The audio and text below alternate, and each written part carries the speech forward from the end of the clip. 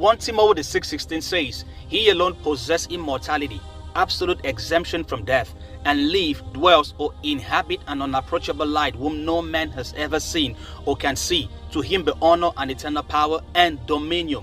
That's what Paul says. Now, unapproachable simply means something that is impassable, beyond reach, incomprehensible, ungraspable, unattainable, impenetrable, something that is remote, untouchable, not participable, incapable of being shared or accessed. Now, how could anyone access that which is inaccessible, transcendent, and beyond reach? To get to God without Jesus is worse than the word deception itself, because how could the finite reach the infinitely transcendent? That's impossible. You see, 1 John chapter 1 verse 5 says, "God is light," which is phos in Greek. "In him there is no darkness at all." This is no ordinary light, as Hebrews 12:29 says, "Our God is a consuming fire." Since God himself does not just dwell in light but is also the light, it means the light where God dwells is also God. He inhabits the realm of fire, incomprehensible energy so powerful it could energize not only our galaxy but also all galaxies in existence. As he says, "I am the light of the cosmos." You see, the sun is often colloquially referred to as a ball of fire, but this description is a simplification. The sun is not burning like a fire in the conventional sense. Instead, it is a massive luminous sphere of plasma primarily composed of hydrogen and helium, undergoing nuclear fusion in its core. The sun's energy is produced through a process called nuclear fusion, where hydrogen atoms fuse to form helium, releasing an enormous amount of tremendous energy in the form of light and heat. Now, this process creates the sun's intense heat and light, providing energy that sustains life on Earth. Yet the sun of our galaxy, or our solar system, is just one out of innumerable, and God lives in the source of all light. How then could he ever be approachable without Jesus? Imagine that. When the glory of God was made manifest in the wilderness, Exodus 24 verse 17 says, "And the appearance of the glory of the Lord was like a consuming fire on the top of the mountain in the eyes of the children of Israel." Now, Hebrews 12:21 also says, "Indeed, so terrifying was the sight that Moses said, I tremble with fear." Now, the Greek words used for fear and trembling is ekphobos and entromos, which conveys a deeper sense of being exceedingly afraid and trembling respectively. Even Moses needed a mediator, which is the reason God placed Moses within the cleft of a rock before communicating to him close to himself, and that rock was Christ. You see, the voice of God was recorded on tablets of stone, and that was Christ himself. Jesus is that unapproachable, inaccessible light, granted a form that we may approach he that is within. Not only that light knows the one within, and that ancient light was made manifest to us in the form. You see, the first law of thermodynamics states that energy cannot be created or destroyed. It can only be transformed from one form into another. This is often called the conservation of energy, and light is a form of energy. You see, the law states that energy itself is eternal. It doesn't appear out of nowhere, nor does it disappear. It is always present and is just transformed into various forms like light, heat, motion, etc. The light from the beginning was transformed into a human form and we perceive as matter without any form of glory. That is Jesus. In the Old Testament, whenever the prophets were given visions of the visible glory of God, they often describe what they saw using the word amber. Now, this is recorded clearly in books like Ezekiel. For example, Ezekiel 1:4 says, "And I looked, and behold, a whirlwind came out of the north, a great cloud, and a fire enfolding itself, and a brightness was about it.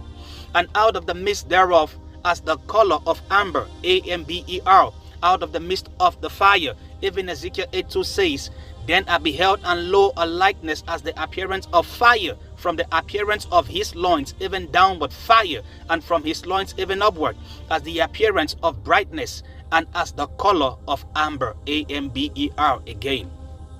The same word. Now, what is this amber? You see, in the natural world, amber holds a foundational place in the history of understanding electricity.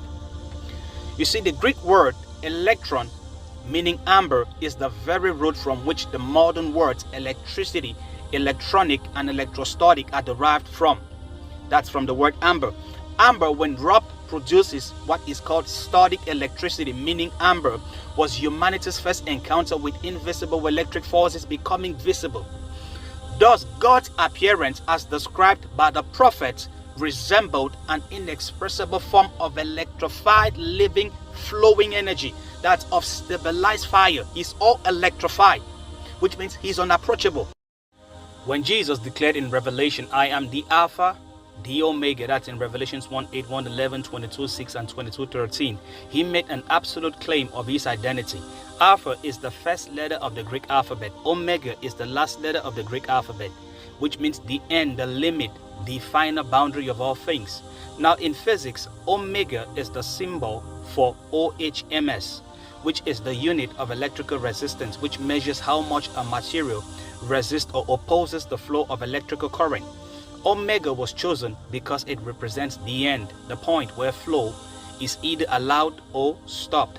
Thus, even in physical science, omega represents the measure that determines whether energy passes freely or is hindered. It simply means no resistance, there is full flow. High resistance, there is the restricted flow. Just for example, just like water in a pipe, electricity flows through conductors, but resistance slows it down. As a smooth white pipe lets water passes easily, which is low resistance, so too does a narrow twisted pipe makes it difficult for water to pass, which is high resistance. The same is true for electric current in wires. That resistance is measured in units called OHMS, written with the symbol of omega. Now think of OHMS like how tight or loose a hallway is. A hallway packed with furniture leads to high resistance because it is hard to walk through. An empty hallway leads to what? Low OHMS because it is easy to glide through. Since electricity flows through conductors, a conductor is a material that allows electrical current to flow, but it still offers some resistance. Now here's the amazing part. In a superconductor, it is like a pipe becomes perfectly smooth. No bumps, no rough spots, no friction at all. But this only happens when it gets really, really cold. That's near absolute zero. At that point, the electricity can flow forever without slowing down and without losing energy. That means zero resistance. It's like a dream road with no traffic, no stop signs, and no speed limit forever. Therefore, there is resistance when the flow is through a conductor, and no resistance when the flow is through a superconductor, a conductor, a superconductor. So when Adam sinned, humanity was reduced to the natural state, much like a conductor, full of resistance. God's glory, His presence, His purpose could no longer flow freely through man. The resistance of sin disrupted the current of communion. The natural man resists the flow of the Spirit. The natural man born of the flesh is like a conductor. He can receive some divine influence, but he is full of internal resistance. That's sin, pride, rebellion, unbelief. He cannot carry the full current of God's life. Every attempt for God's Spirit to flow through him meets with internal opposition, that's resistance. Romans 8:7 says, the mind governed by the flesh is hostile to God. It does not submit to God's law, nor can it do so. 1 Corinthians 2:14 says, the natural man does not receive the things of the Spirit of God, for they are foolishness to him. But then Jesus came. That's the supernatural man. So he was and is like a superconductor. In science, a superconductor allows electricity to flow with zero resistance, but only under the right conditions. That's extreme surrender, complete order, perfect alignment. Likewise, Jesus was in perfect alignment with the Father, obedient even unto death. He became the superconductor through whom the glory of God could flow unhindered into humanity again. No resistance, no blockage, just pure, endless, eternal flow. You cannot relate with God without a step down and a transformer. You will be overwhelmed and destroyed by the raw voltage of the divine glory. This is why Christ came as the step down, reducing the glory to a receivable form, as the transformer perfectly carrying the current of God's life into human flesh. That's Jesus. See, in the natural world, a step down is a reduction of electrical voltage from a higher level to a lower one. This is achieved through a transformer, a device that allows powerful electric current to be used safely by lowering its voltage to levels suitable for homes and devices. Without these, the intense current would destroy anything it touches. You see, so a transformer has two coils. The primary coil receives the high voltage input. The secondary coil outputs the adjusted voltage. This physical principle mirrors an eternal spiritual truth. In the divine order, the Father is the source of the infinite, unapproachable glory. 1 Timothy 6:16. If that raw, unfiltered glory were to touch fallen humanity, it will consume us. There had to be a step down, a mediator, for there is one God and one mediator between God and men, the man Jesus Christ. 1 Timothy 2:5.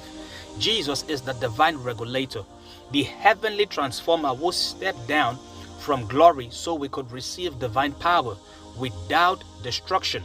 As Philippians 2:6-8 says and declares, he was in the form of God, humbled himself, took on the form of a servant, and was made in the likeness of men. Now this self-emptying is termed kenosis in Greek.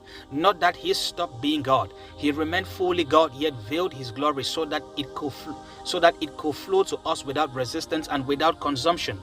Just as the primary coil receives and the secondary coil delivers, Jesus says, I do nothing of myself, but as my Father had taught me, I speak these things. That's in John 8:28. So he received the fullness of the Father's will and power and released it to humanity in measured form, still divine yet digestible. This continues even after his ascension. For when Christ ascended, the Spirit descended. He that descended is the same also that ascended, that he might fill all things. That's Ephesians 4:10. The Spirit is described as the arabon in Greek, which is the down payment, the deposit of the heavenly glory given to us underneath. 2 Corinthians 1:22 and Ephesians 1:14. So he is the step-down continuation of Christ's ministry and the one who does not speak on his own, but takes what is Christ's and makes it known to us. That's in John 16:13-14. He is the divine secondary coil, transmitting the power, the will, and the word of the Father through the Son to the church. Without this divine regulation, mankind will be overwhelmed and consumed by the raw presence of God. But because of Christ, the supernatural transformer, the Spirit, the regulated down payment, we can now receive the flow of glory and live.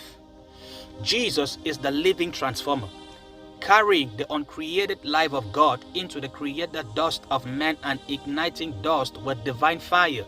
If Jesus had come in the full undimmed voltage of divine glory, man would have been instantly consumed, even as he said, I have come not in my own authority, insinuating he has an authority but stepped it aside or kept it aside. So too the Spirit is acting upon the authority of the one above, because if he came in his own, humanity would have been destroyed the same Pentecost day.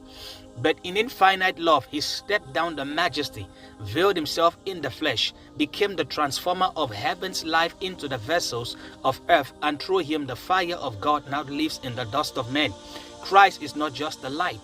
He is the step down of light, the transformer of glory, the deliverer of life. So without Jesus, it is absolutely impossible to encounter the glory of God. It is absolutely impossible to come into the presence of God. So any religion leading you to God without Jesus is leading you to ultimate and absolute and a destruction that is certain and assured.